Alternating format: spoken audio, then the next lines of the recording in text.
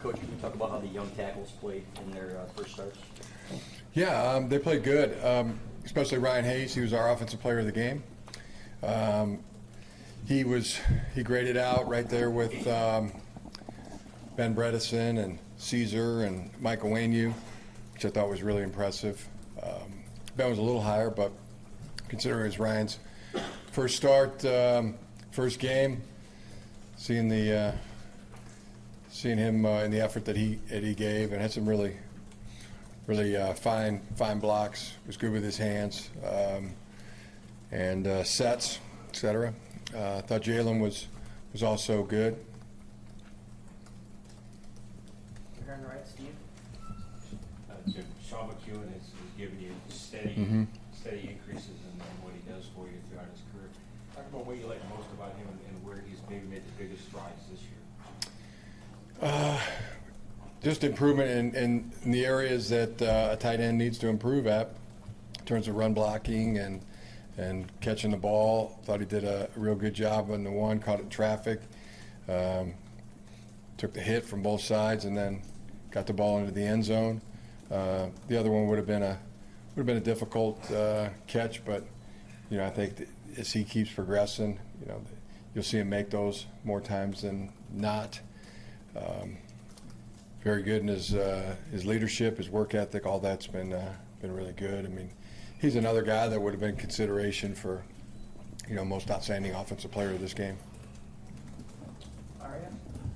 Jim, there's a lot of new players in the defense this year that lost a lot. So what did you kind of see from the defense on Saturday, and especially with so many new people? Well, the secondary start there, thought it was really good. A lot of familiar players there. Both Metellus, Brad Hawkins, did an excellent job in the game. So did Jamaric Woods at the safety position. The corners, Levert, played really well. Missed the one can of corn. Ambry Thomas. Everybody was just thrilled for Ambry. Everybody on the team thought that was just a wonderful thing. Wonderful. Spent a lot of time in the hospital this summer, but to go out and get the interception, get the fumble recovery, make the tackles, and TFL, all the things that he did in the game was really just inspiring for the ball club. There was a couple kind of messy moments defensively, the missed tackles at their first touchdown, Levert's missed interception. So is there anything you're kind of hoping to clean up for next time? Yeah. Also, to answer your first question, Aiden Hutchinson, thought he was really good as well in the game. It doesn't seem like it was his first start, but it might have been his first start. Played a lot as a true freshman, but I think it was his first start. And Quiddy Pay was also good. Carlo Kemp, as we had been seeing it, played really good football. Jordan Glasgow was a standout in the game defensively. He's been a special team standout all along, but he probably would have been runner-up for defensive player of the game. Aiden considered as well. Thought Josh Ross played extremely well. So overall, as a defense, thought we played good football. On the left, Ryan. Do you have an update on the guys who are out? Donovan Peter, John Runyon, and Donovan Peoples-Jones? All three have a chance to play this week. And then Michael going forward as well? We'll see. I haven't seen Michael yet today. In the back left there, Casey. Jim, have you decided on a kicker yet? I know we saw both of them in the game, but where's the progress on that? All through training camp, the kickers were practically dead even. They were one kick apart, one made field goal apart, and with the same amount of attempts, over 50 attempts.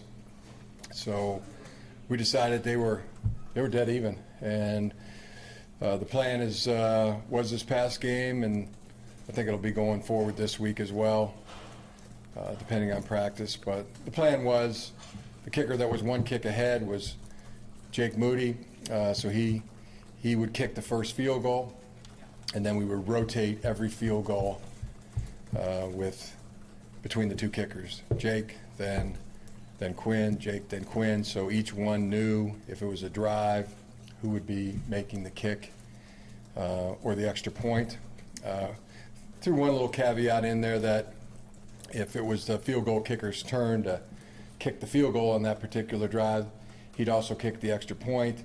But if we had 3 extra points in a row, that would constitute a field goal, and then the other kicker would be his turn. So I know that sounds kind of confusing, but it actually cleared it up, so we knew exactly what kicker would be kicking on each drive, so we wouldn't have 2 kickers running out there or 2 kickers warming up on the net. And I would imagine that would, I think we'll do the same thing this week. Okay. All right, thanks, Jim. It was nice to see the guys effective, knowing when they were going to kick, and they all made their kicks. Thank you, Jim. On the right here, Ethan. Jim, what kind of an adjustment was it for you to be on the sideline and not be calling plays? It was still the same focus on knowing what play was being run and considering the situations. I was into it, so it didn't feel that much different. A little different, but not that much. And for Josh, obviously his first time doing that, I mean, how would you assess the progress he has to make there and kind of what you saw from him in that aspect? I thought it was really good. I thought practically flawless. Was decisive in the play calling and thought it was really good, clear, clean. He had a clear, clean, concise game. I was impressed. Back, Andrew. Coach, what value does a good long snapper like Cameron Cheeseman bring to a team? What can you tell me about him as a player and person? Cam had a perfect game this past game. We awarded him the Special Teams Player of the Week. And he's just consistently good. He's also the bigger body, which you like in the pro punt formations and for field goal. So he was perfect in protection and in accuracy, and snapped them back there good and firm. The value of that is high. As a guy, great guy. We all love Cam Cheeseman. In the middle here, Austin. Jim, what was your evaluation of the quarterbacks when you look back at it, both individually and the plays that they were out there together? That was good. They both did really well. Shea was able to make some big plays, get some big chunk yardage throws. The ball handling's being addressed, ball security, etc. Same with Dylan. Great to see him get in there and make big plays as well. And both really ran the offense very efficiently. So did Joe when Joe was in. So it was nice to see all 3 quarterbacks get that work, and they had been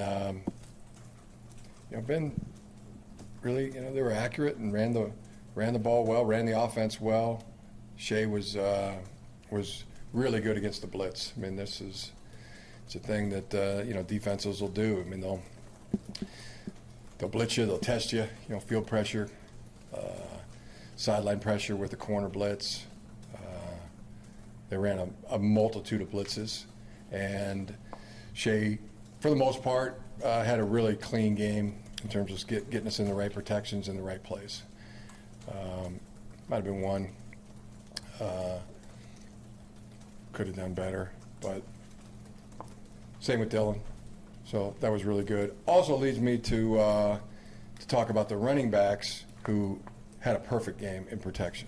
The pickups, every back was 100% on their pickups, and Zach Charbonnet had 9 pickups in protection, which I don't think we've had a back get 9 pickups in a protection since we've been here, one single back. So and be 100%, 9 out of 9, which was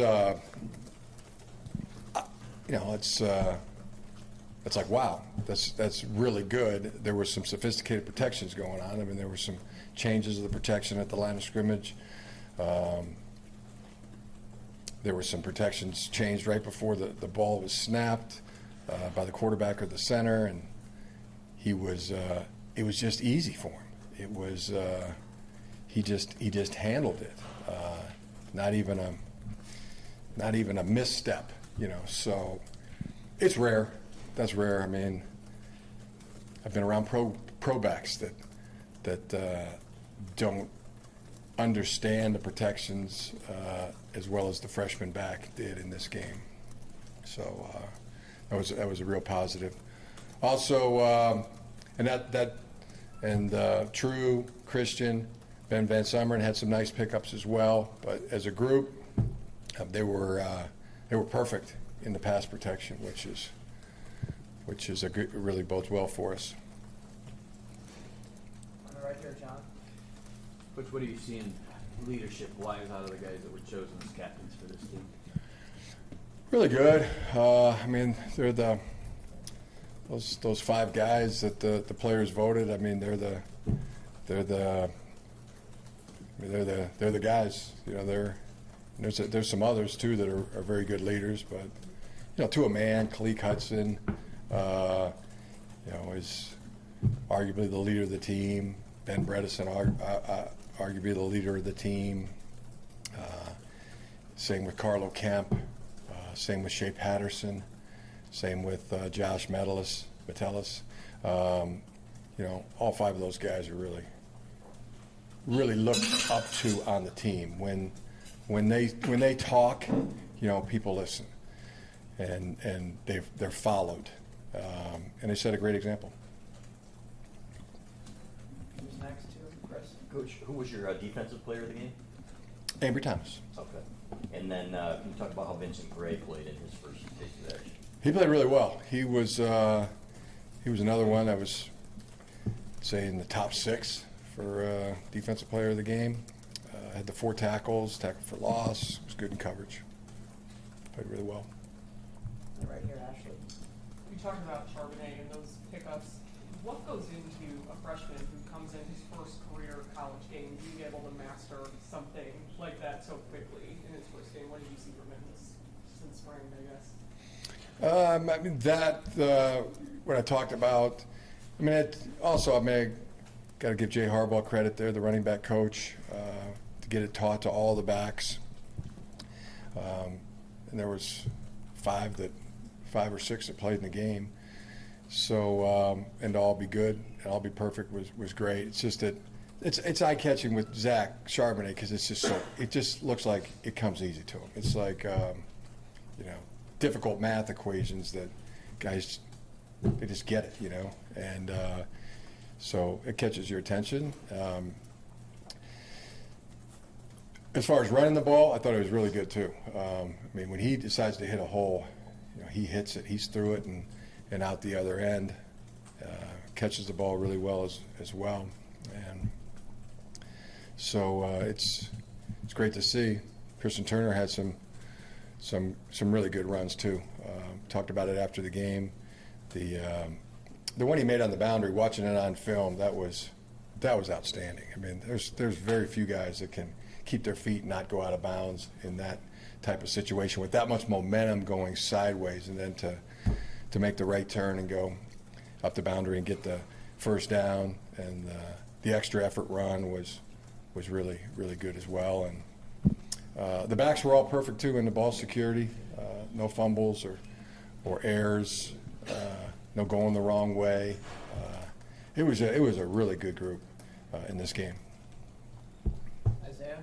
What was your assessment of Giles Jackson in his first game as returner? Really good. The thing I talked to him about was just, I mean, squeeze the ball, squeeze it, ball security conscious the whole way, and he did that and more.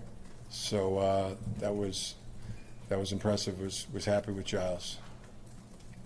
So he's doing the kick returns and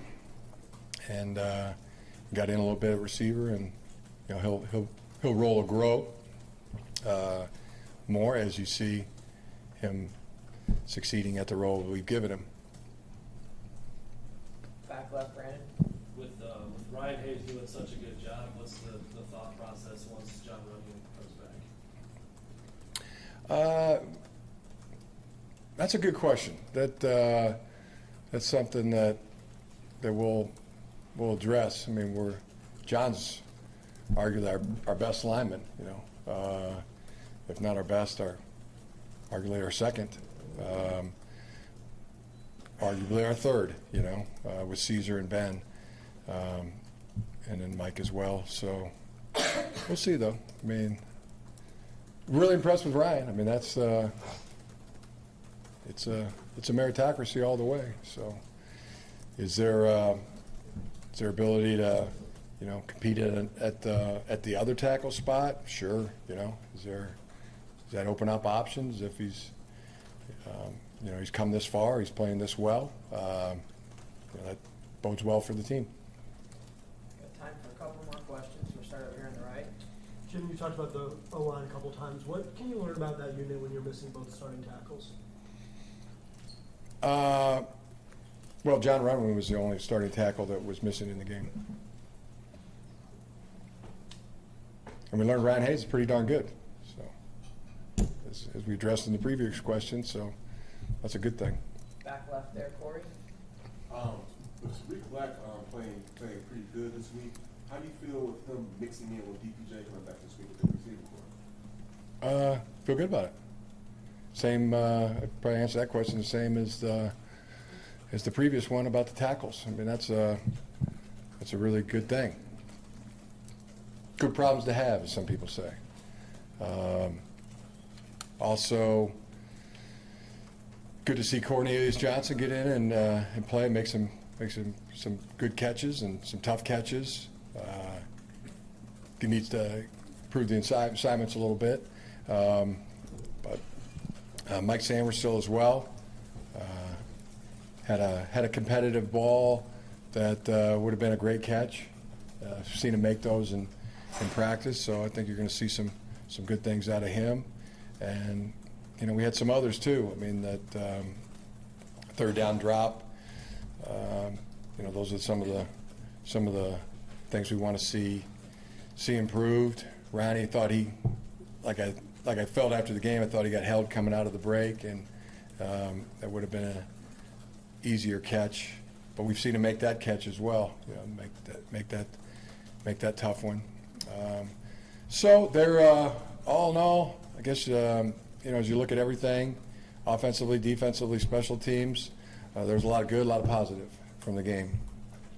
Two questions, you know, we're asking ourselves is, when we were playing really good, and the good positive things we did, is that going to be good enough to beat the teams that we have to beat on our schedule?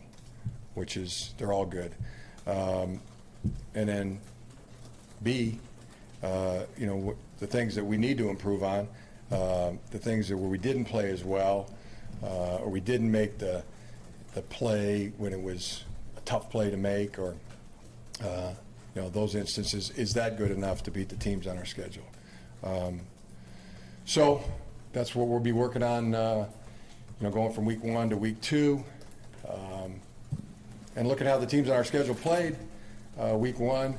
You know, we got to be in a sprint mode. We got to be in make all the improvement that we can, including for this ball game. Army's their top 25 team, and I think there's 6 more after that. So, and they all played really well. Wisconsin played extremely well.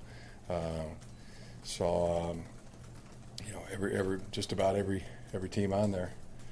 Penn State, Iowa, Michigan State, Ohio State, Indiana, Maryland, Rutgers, Notre Dame plays tonight. So there's a mentality that, you know, we got to be at our best. We got to play at our best. We got to get to our best as fast as we can and consistently play at that best level in order to be successful this season and this week coming up. Last question to Austin. Hey Jim, just your thoughts on playing one of the service academies. history with Michigan and Army, but it's been a while. Do you like playing this game even though it's kind of an unusual preparation with the offense that they play? This is something that's been on our mind a long time. We've been preparing for it, as I said before. All Don's extra time, he's created time, and now it's almost every day. It's going back to spring practice. Not taking away from the time of preparing for the league games and the opener, but creating extra time. And now full time this week to prepare for Army. So it's a great challenge. They're a heck of a football team. 11-2 last year. Won their opener. Won their bowl game by lopsided margin, and have a unique style on offense, which is very, very effective. So we're kind of excited to play the game for the challenge of it, and historically, they're 5-4 ahead of us, so we'd like to even that up. Thanks, Coach. Okay, thank you.